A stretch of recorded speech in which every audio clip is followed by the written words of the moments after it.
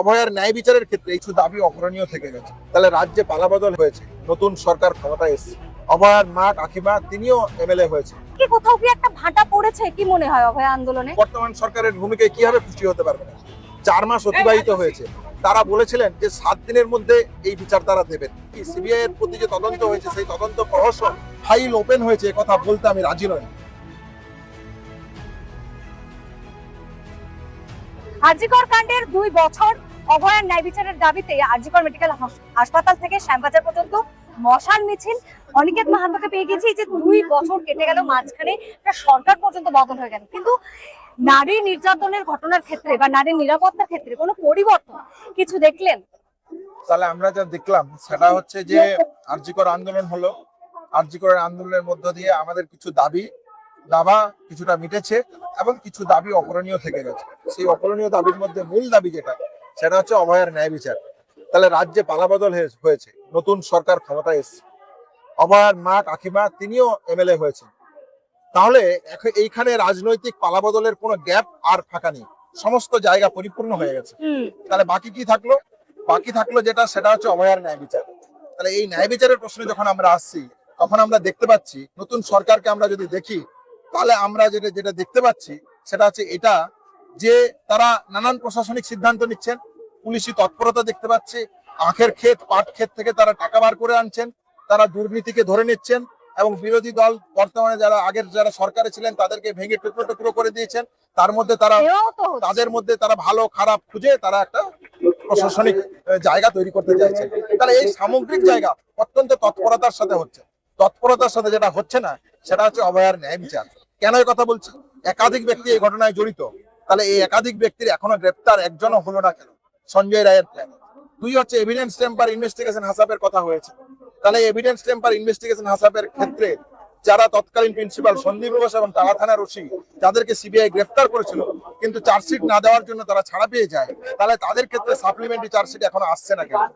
3 IPS অফিসারকে বর্তমান মুখ্যমন্ত্রী সাসপেন্ড করলেন, তাদের ক্ষেত্রে এখন একটা প্রাথমিক রিপোর্ট অব্দি আমরা জানতে পেলাম না কেন তাদের সাসপেন্ড হলো, কি তাদের ক্ষেত্রে তদন্তের প্রক্রিয়া চলছে, তাদেরকে তদন্তের মধ্যে আনা, শাস্তি দেওয়া, এই জায়গা সুনিশ্চিত করা, এর মধ্য দিয়ে 9 এবং 14ই আগস্টের যে সত্য সেই সত্য উদ্ঘাটিত করা, এইখানে আমরা কোন রকমের কোনো তৎপরতা দেখতে পেলাম না। অনেকে 2 বছর আগেও আমরা এই আন্দোলনে মানুষদের যেভাবে পথে নামতে দেখেছি, আজ কিন্তু সেই ভিড় চোখে লক্ষ্য করা যাচ্ছে না, আপনিও দেখতে পাচ্ছেন।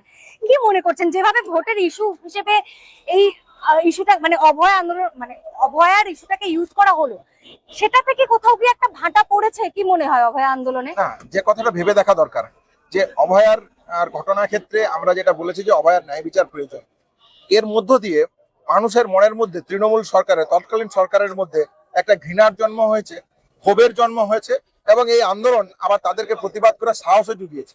এর মধ্য দিয়ে একটা পালাবদল ঘটেছে।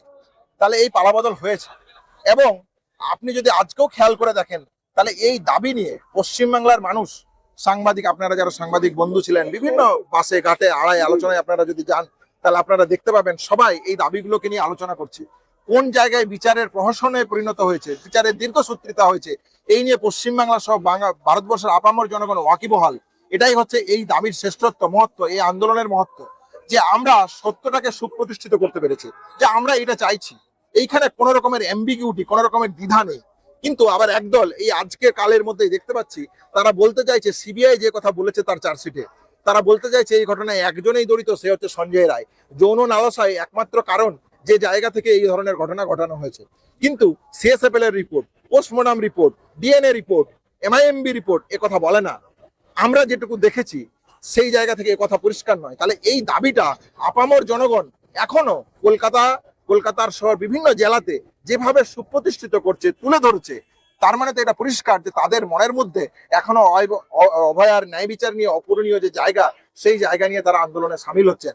এটাই আলোর দিশা, এটাই পথের দিশা। আচ্ছা, পরিবর্তন হয়েছে, পালাবদল হয়েছে, কিন্তু ধর্ষণের মতো ঘৃণ্য অপরাধের মতো অপরাধ, সেই ঘটনা তো এখনো ঘটেই চলেছে। তাহলে কি প্রমাণিত হলো? সরকার বদলালেই কি এই সামাজিক ব্যাধি তা দূর করা সম্ভব? তাহলে সরকার বদলালে যেই পরিবর্তন হবে না, এই কথা আমরা আন্দোলনের শুরুর দিন থেকে বলেছিলাম। তাহলে আমরা যেটা বলেছিলাম যে দুটো জিনিস প্রয়োজন, যখনই কোনো ঘটনা ঘটবে সেখানে প্রশাসনের দিক থেকে একটা জিরো টলারেন্স থাকা প্রয়োজন। দুষ্কৃতীকে দুষ্কৃতির চোখে দেখা, ক্রিমিনালকে ক্রিমিনালের চোখে দেখা। কারণ এই দুষ্কৃতী এবং ক্রিমিনালরা রাজ্যে রাজনৈতিক ছত্রছায়ার মধ্য দিয়েই বড় হয়।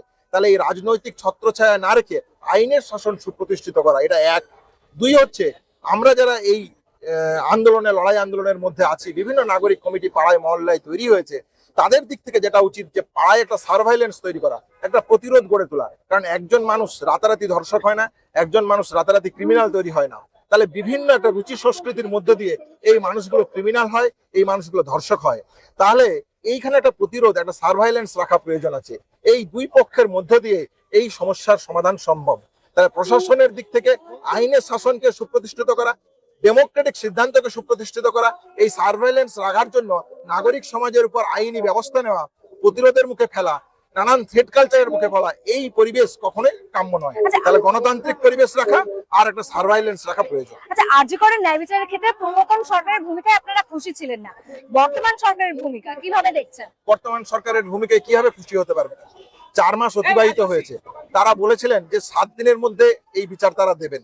কিন্তু আপনি যদি দেখেন, যে কথা শুরুতেও বললাম, যে তারা দুর্নীতির ক্ষেত্রে পুলিশকে পাঠাচ্ছে এবং রাতারাতি দেখা যাচ্ছে পুলিশ দুর্নীতি ধরে ফেলছে।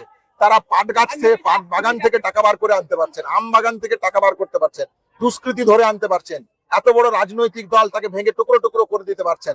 তাহলে এই প্রশাসনিক সক্রিয়তা তাদের আছে, এই রাজনৈতিক সক্রিয়তা তাদের আছে। কিন্তু অভয়ার ন্যায় বিচারের ক্ষেত্রে, এই যে একাধিক ব্যক্তির গ্রেপ্তারের ক্ষেত্রে কোথায় গ্রেপ্তার, এভিডেন্স টেম্পারের ক্ষেত্রে সাপ্লিমেন্টারি চার্জশিট কোথায় চার্জশিট, এই সাসপেনশনের ক্ষেত্রে 3 IPS কে তাদের ক্ষেত্রে প্রাইমারি রিপোর্ট বা তদন্তের আয়তার ক্ষেত্রে বা তাদেরকে নিয়ে কি পরিকল্পনা, এই নিয়ে কোনো সুনির্দিষ্ট পরিকল্পনা নেই। কখনো বলা হচ্ছে স্বাস্থ্য ভবন তদন্ত করে দেখবে, কখনো বলা হচ্ছে ব্যারাকপুর থানা সিপি তদন্ত করে দেখবে, কখন তাহলে কি সিবিআই এর প্রতি যে তদন্ত হয়েছে সেই তদন্ত প্রহসন, বিচার ব্যবস্থার দীর্ঘসূত্রিতা করাই কি এর লক্ষ্য ছিল, এই সরকারের, কেন্দ্রীয় সরকারের বা সিবিআই এর লক্ষ্য ছিল? এইটা যদি আজকে প্রমাণিত হয় তাহলে তো সত্যি দুঃখের গণতন্ত্রের পক্ষে।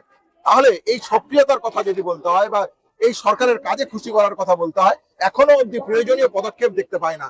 আমার ভাষায় আমি যেটা বলতে চাই, ফাইল ওপেন হয়েছে কথা বলতে আমি রাজি নই। যে ধুলো পড়েছিল সেই ধুলো ঝাড়াঝাড়ি হচ্ছিল, এখন মনে হচ্ছে সেই ধুলো আবার ধীরে ধীরে বসতে শুরু করেছে। তাহলে অভয়ার ন্যায় বিচারের দাবিতে যে আন্দোলন, সেটার কি হবে আগামী দিনে? আপনাদের কি পরিকল্পনা? পরিকল্পনা দুটো। এক হচ্ছে যে কোনো আন্দোলন একটা প্রশাসনকে চেক অ্যান্ড ব্যালেন্সের মধ্যে রাখে। তৃণমূল সরকারকে দেখুন এই আন্দোলনের চেক অ্যান্ড ব্যালেন্সের মধ্য দিয়ে এই ক্ষোভ, এই ঘৃণা এবং একটা সাহস জুগিয়েছে অন্যায়ের বিরুদ্ধে, থ্রেট কালচারের বিরুদ্ধে, যাতে আন্দোলনে আসা যায়। তাহলে একটা আন্দোলন একটা সরকারকে চেক অ্যান্ড ব্যালেন্সের মধ্যে রাখে। তাহলে নাগরিকদের কাজ এই চেক অ্যান্ড ব্যালেন্সের মধ্যে রাখা এবং যে দুটো কাজ বললাম, গণতান্ত্রিক পরিবেশ রক্ষা করা, প্রশাসনের উপর চাপ সৃষ্টি করতে পারা এবং একটা সার্ভাইলেন্স প্রতিরোধ গ্রামে, পাড়ায়, মহল্লায় নাগরিক কমিটিগুলোর মধ্য দিয়ে তৈরি করা, এই আসল কাজের লক্ষ্যে আমরা এগিয়ে যাব। এই কাজেই আমরা এগিয়ে চলেছি। সেই জায়গা আরো পশ্চিমবাংলার বুকে সুদৃঢ় করবো, এই আমাদের পরিকল্পনা।